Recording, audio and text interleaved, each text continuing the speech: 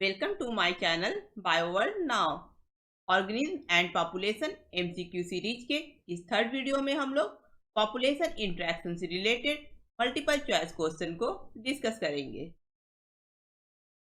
Organism and population MCQ series का question number 38। Association of organism when both partners are benefited is known as.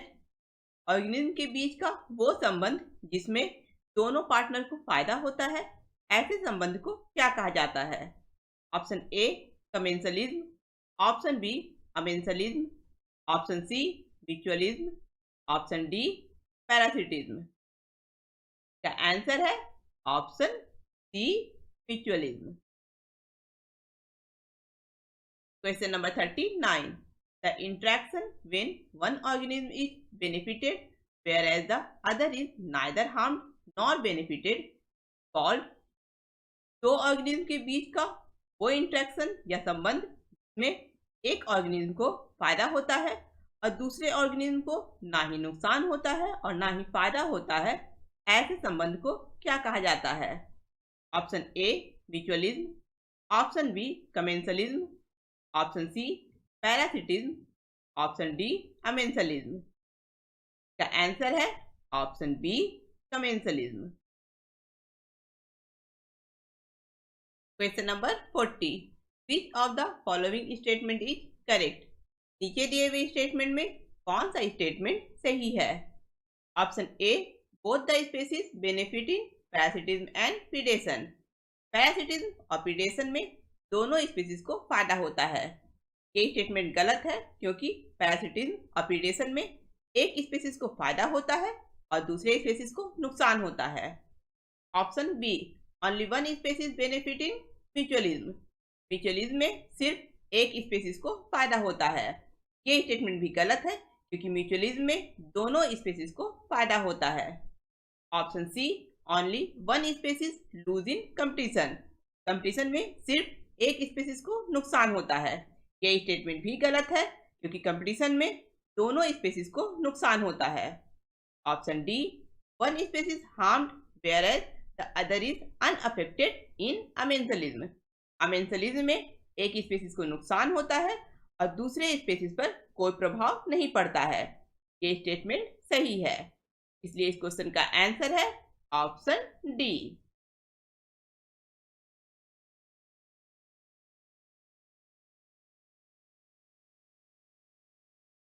Question number 41.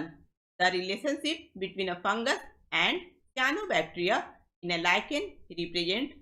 एक lichen में एक fungus और cyanobacteria के बीच का रिश्ता किस तरह के संबंध को दर्शाता है? Option A commensalism, option B amensalism, option C competition, option D mutualism. एक लाइकेन में फंगस और साइनोबैक्टीरिया के बीच का रिश्ता एक सिम्बायोटिक रिलेशनशिप को रिप्रेजेंट करता है, यानी इस रिलेशनशिप में फंगस और साइनोबैक्टीरिया दोनों को ही फायदा होता है। लाइकेन में मेन बॉडी फंगस होता है, यानी फंगस स्ट्रक्चर प्रोवाइड करता है और दूसरा पार्टनर यानी साइनोबैक्टीरिया या अलगी फोटोसिंथेसिस के द्वारा फूड प्रोड्यूस करता है। इसलिए लाइकेन म्यूचुअलिज्म को रिप्रेजेंट करता है। इस क्वेश्चन का आंसर है option D mutualism. Question number 42. Two species that compete for the same resources cannot coexist indefinitely in the same niche or habitat. This principle is। एक ही संसाधन के लिए प्रतिस्पर्धा करने वाली दो स्पीशीज लंबे समय तक एक साथ एक ही स्थान पर नहीं रह सकती है। ये कौन सा प्रिंसिपल है? Option A Gause principle, option B Allen's rule, option C Weismann principle, option D none of these. इसका आंसर है option A Gause principle. Question number 43। The biological control method is an example of. Biological control method किसका एक example है? Option A mutualism, option B competition, option C predation, option D parasitism. इसका answer है option C predation. Predation में एक organism यानी predator दूसरे organism यानी प्रे को मारकर खा लेता है और इस प्रिंसिपल का यूज बायोलॉजिकल कंट्रोल मेथड में किया जाता है। Question number 44, which of the following is not a defense mechanism of prey to protect themselves from predators? नीचे दिए हुए ऑप्शन में कौन सा मैकेनिज्म प्रीडेटर से अपने आप को बचाने के लिए प्रे का एक डिफेंस मैकेनिज्म नहीं है? Option A chemical defence, option B camouflage, option C warning calls, option D soft skin. इसका आंसर है option D soft skin. Predator से अपने आप को बचाने के लिए सॉफ्ट स्किन प्रे का डिफेंस मैकेनिज्म नहीं है।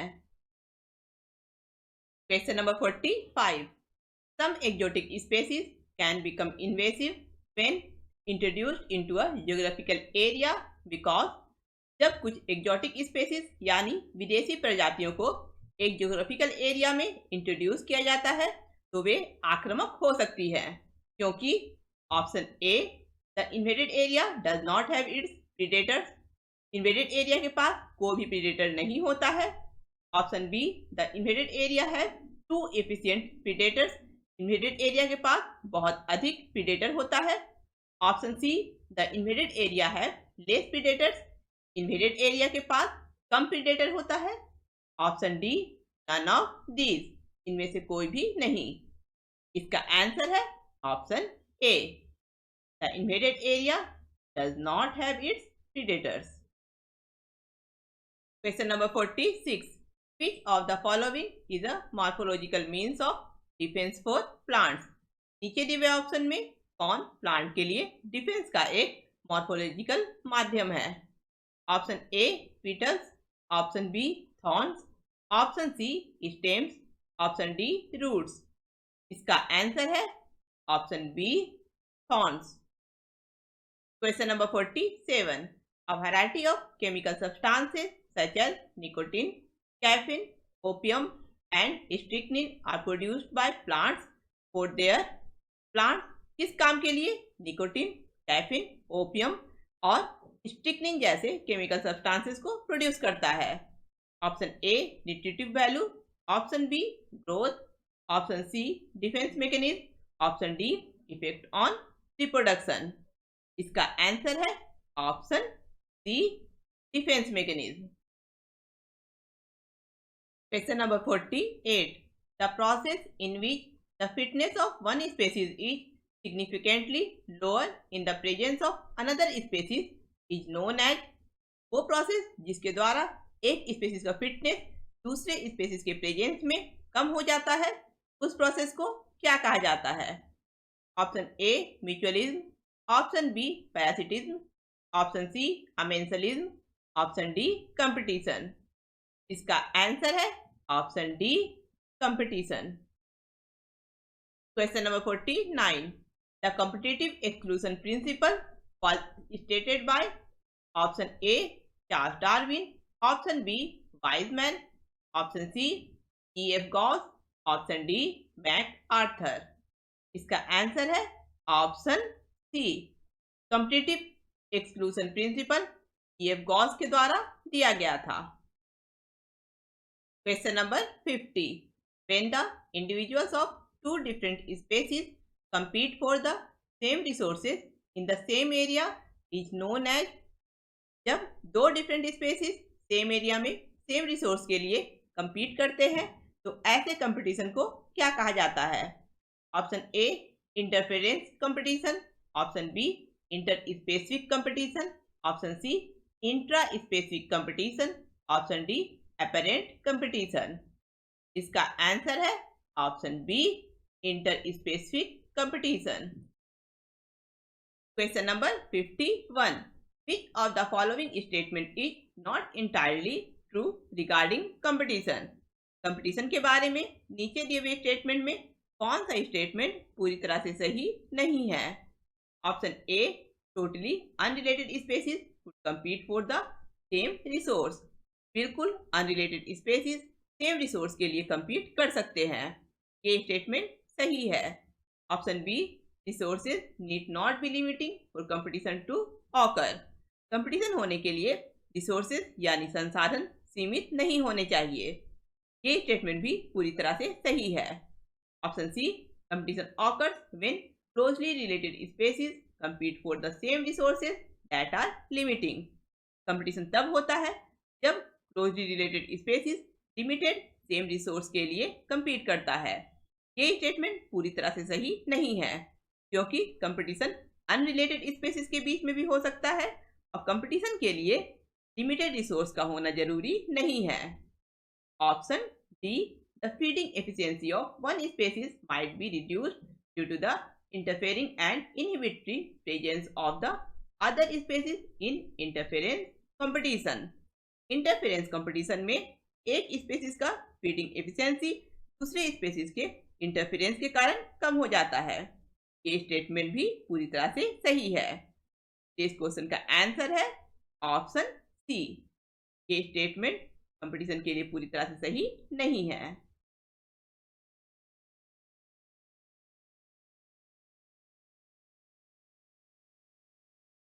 Question number 52. According to Gauss, if two species competing for the same resources in the same ecological niche, then Gauss के अनुसार अगर दो स्पेसीज सेम इकोलॉजिकल निच में सेम रिसोर्स के लिए compete कर रहा है तो क्या होगा? Option A, superior species will eliminate the inferior type of species. Superior species inferior species को एलिमिनेट कर देगा। Option B, inferior species will eliminate the superior type of species। inferior species superior species को eliminate कर देगा। Option C, both species will remain unaffected। दोनों species पर कोई प्रभाव नहीं पड़ेगा। Option D, both species will eliminate each other। दोनों स्पेसीज एक दूसरे को एलिमिनेट कर देगा। इसका आंसर है option A, superior species will eliminate the inferior type of species। Question number 53. When the feeding efficiency of one species is reduced due to interfering of the other species is known as। अगर एक species का feeding efficiency दूसरे species के interference के कारण कम हो जाएगा तो ऐसे कंपटीशन को क्या कहा जाता है? Option A, exploitation competition. Option B, interference competition. Option C, apparent competition. Option D, inter specific competition. इसका आंसर है option B, interference competition. Question number 54. Mycorrhiza is an example of. Mycorrhiza इसका एक example है। Option A, mutualism. Option B, predation. Option C, commensalism. Option D, amensalism. इसका answer है option A, mutualism. Fungi और higher plants के root के बीच के संबंध को माइकोराइजा कहा जाता है। इस एसोसिएशन में फंजाई प्लांट को सॉइल से न्यूट्रिएंट के एब्जॉर्प्शन में हेल्प करता है और प्लांट इसके बदले फंजाई को फूड प्रोवाइड करता है। ये माइकोराइजा म्यूचुअलिज्म एसोसिएशन का एक एग्जाम्पल है। Question number 55. In Galapagos island, Abingdon tortoise became extinct within a decade after goat were introduced on the island। This is an evidence of Galapagos island में गोट को introduce करने के 10 साल के बाद अबिंगडन टॉर्टॉइज विलुप्त हो गया था। ये किसका एक एविडेंस है? Option A, mutualism. Option B, competition. Option C, parasitism. Option D, commensalism. इसका आंसर है option B, competition. Question number 56. Exploitation competition occurs when. Exploitation competition कब होता है? Option A, two unrelated species indirectly compete for survival through a common predator. जब दो unrelated species survival के लिए एक कॉमन प्रीडेटर के द्वारा इनडायरेक्टली compete करते हैं। Option B, one species prevent the production of others.